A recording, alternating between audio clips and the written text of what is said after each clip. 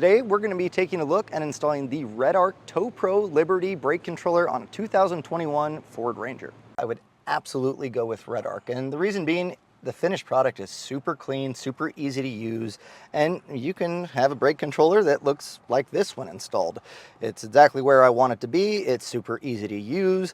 You don't need digital screens on a lot of brake controllers for just pulling a normal trailer, and a lot of times those older styles, again, are going to mount somewhere in this area, and you're either going to be hitting it with your knees when you get in, or it's just not going to be at a great spot to apply those brakes in a panic stop, do a manual override.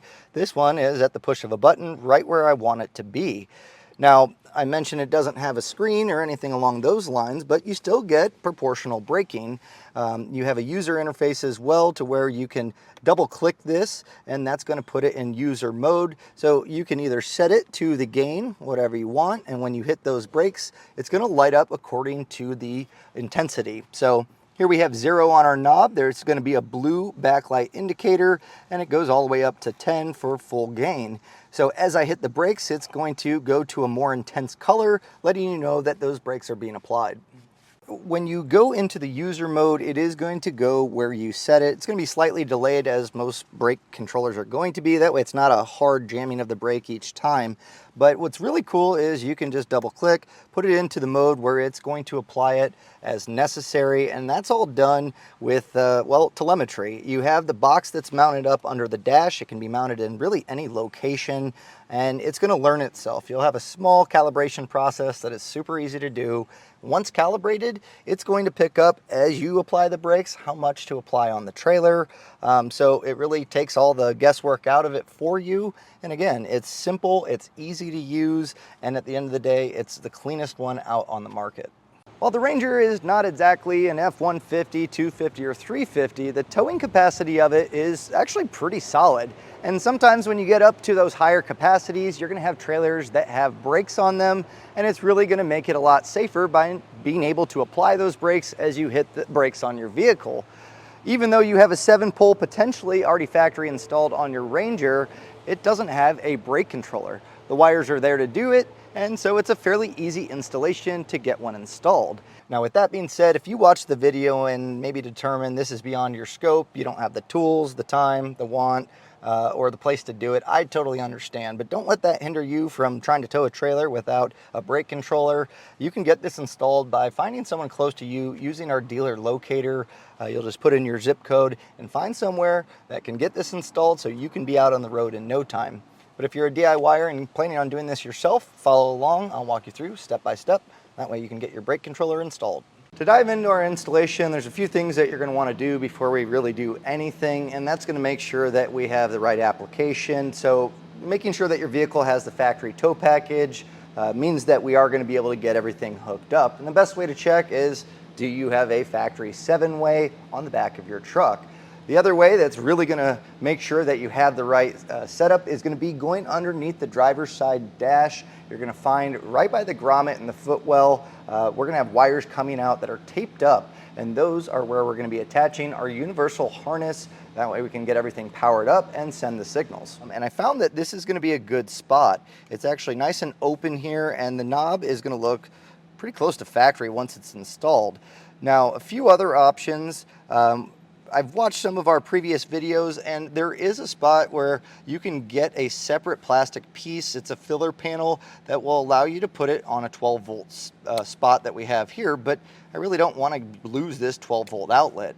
Other options are going to be, you can drill it through the plastic under here. The issue I found is going to be some of the clearance issues, and I'll show you what I'm talking about.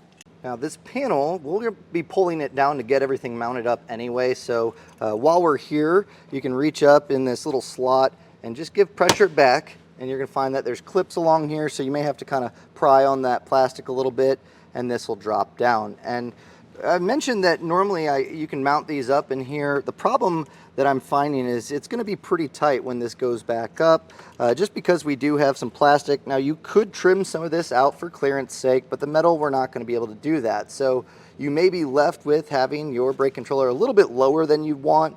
So I think going in the center console is going to be the best and cleanest method possible, and really it's not too bad to get that in place. So What we're going to start by doing is getting our harness attached to our wires below, and we're going to want a wire stripper, a wire crimper, and we're going to want to supply some butt connectors. You're probably going to want 2 larger gauge and 2 smaller ones. So let's grab that and we'll start stripping those wires. So here we have our wires, and we're going to be stripping back where they put the heat shrink on here, which is nice. They protected that. And just stripping back about 1/4 of an inch to where we have exposed wires is going to be enough for us to get our butt connectors on. So as I mentioned, we have the yellow and orange wires are thicker gauge, and so is our blue wire, whereas the violet and white are smaller. So having the right butt connectors is going to make sure it's going to be a nice solid connection. So I have 2 1210s and I have 2 1614. So you will have to supply these. We have them here at eTrailer, but really that's all we're going to need as far as any electrical connections. So I'll get this stripped back and get my butt connectors crimped on. Now with those butt connectors in place, we're going to grab our harness, and these are pre-stripped so you can peel back the little spots here. And on the larger gauge butt connectors, you might want to strip a little bit more and kind of bend it end over end just to have a little bit more bite. And as far as connecting, pretty easy to do here. Black is going to be our hot. This is going to be our power. That's going to go to that yellow and orange wire. Our blue, color to color, will go to blue. Our white, also color to color, so put that to our white, and that leaves us with the violet colored wire going to our red. So we'll get these all crimped down.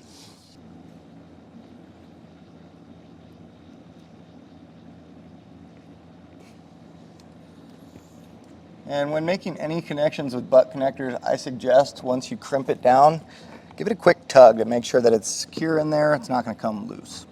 So I'll get the rest of my connections made. So with this piece of the puzzle done, the next thing I want to do is get the brake controller mounted up, and we'll have a patch cable that's going to run from the brake controller eventually to our main unit that will mount up somewhere under our dash area here, and this will plug in. So getting our components in place means that when we start to run those wires, we'll have enough slack and everything's just going to be a little bit cleaner. Getting this center panel punched out is pretty easy. Having a plastic trim panel tool really makes light work of it. So just kind of going in between where your cup holder and the shift console is, if you just start prying up, you'll get one of those to pop up, and then you can work your way along the edges and eventually get this whole thing to pop up. So just take your time. You don't want to crack any of the plastics in the process, but just running this along the edge. Down where the USBs are, this also pops out a little bit. You don't necessarily have to. We have plenty of room to do it, but just a little shimmy here is enough really for us to gain access to this so we can get everything mounted up. So what I'd recommend doing is take the knob, figure out exactly where you want it. I think this is a good spot just right about here, and it's all clear down here. So I'm going to mark this out. I'm just going to use just a little punch here just to create that spot. And we're going to be drilling out our pilot hole first. So I'm going to grab an 1/8 inch drill bit and we'll drill this out so we can kind of double check everything. Now something I'll point out too is underneath here there is some plastic webbing, and that's just to make this a little bit more structurally sound. Now with that being said, we are going to need to trim or cut some of that out. That way this can actually be secured in and it's not going to create any issues with this trying to tighten down. So we do need it pretty well flush with that plastic to be able to get this to snug up. So I'll get this drilled out first.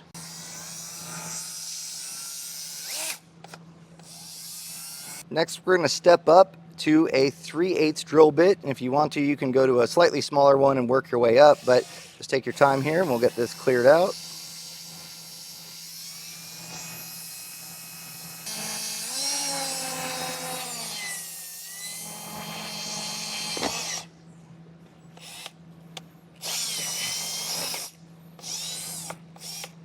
Get all of our shavings out of the way. Next thing you're going to want to do is grab your barrel nut and make sure that this goes in. If it's got a little bit of tension, that's okay, but we are going to need to eventually tighten this down onto the brake controller, so make sure that you can actually spin it. Now the next thing I like to do is get our hole mounted up for the light, and that's going to be that 1/8 inch drill bit. And what I've found, following the instructions will get you pretty close. Now there is a stepped portion on this plastic that a lot of times I end up drilling a little bit larger or taking a pick and kind of widening that out so it'll sit flush and this tab's not sticking up. But to get the spot mounted out, what you can do is flip this over, put your barrel nut in place, and we're going to try to get this in the 12 o'clock position. That way it's going to illuminate exactly up top, and it'll get the whole knob going there. So what I'll do is take my pick and mark that.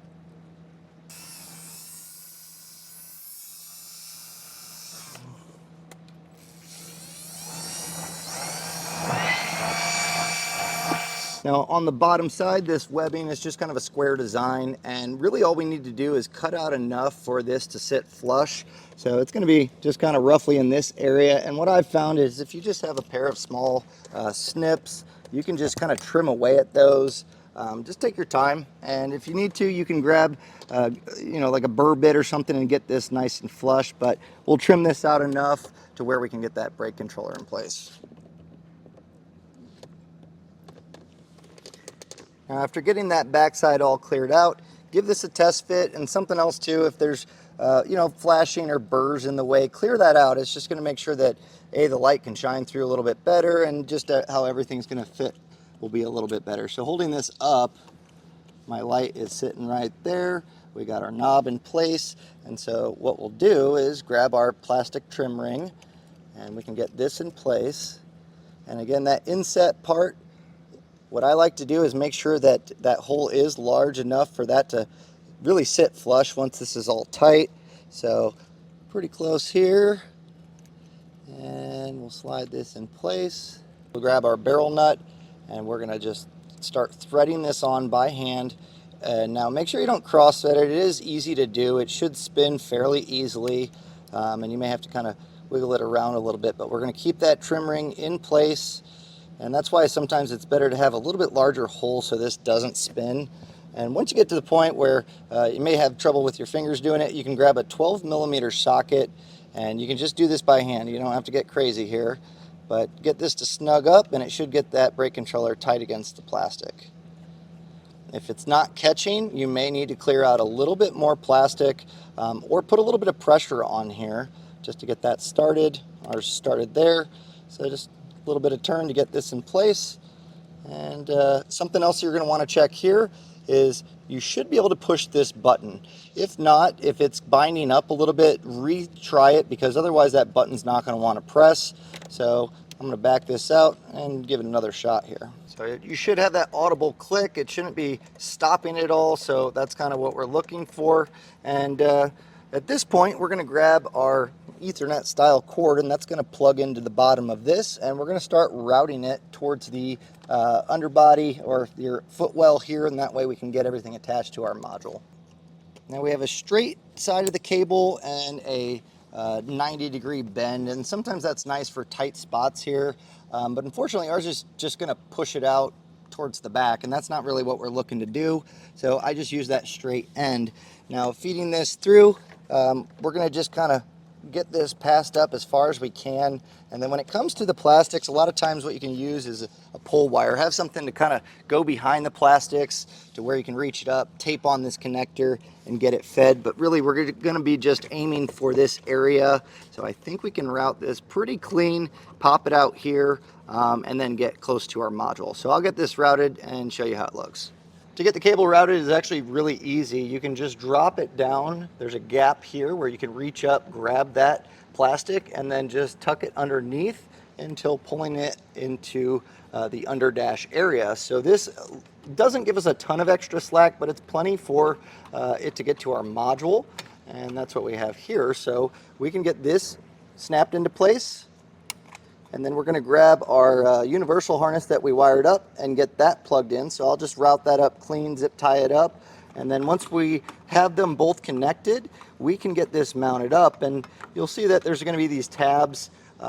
This is going to be a great spot to run some long zip ties and mount it right here. It shouldn't be in the way of anything, and the main thing is it's going to stay secure. You can mount this in any direction, really. The main thing is it's going to stay solid with the vehicle. It's not going to be on wire loom that's moving this around, because There's actually a lot that's going on here as far as calibration to determine its home. So having a nice solid spot is going to be pretty crucial to a really well working brake controller. So I'll route up my other universal plug, get that plugged in, and then we'll zip tie this up. While zip tying up our main unit and making sure it's nice and secure, I was able to use that metal bracket, but also a good time to check the route of your other connectors. Make sure they're not going to be in the way of the pedals or, not hanging down. So zip tie those up as necessary to get it nice and clean. Now we're going to go to our knob and twist it all the way counterclockwise until it stops. And then you can grab your knob, find the 0 marking, and put that in that 12 o'clock tab position. And as you push it down, you should see a blue light illuminate, and that's a good sign that everything's done right. Now there is going to be a process of calibrating this, and I'm here to tell you, you really don't have to worry about too much unless you're hooking up to your trailer immediately, because as you drive and just hit the brakes, that unit mounted up, because it can go in all directions, it's really just trying to find its home and where it's going to be mounted up.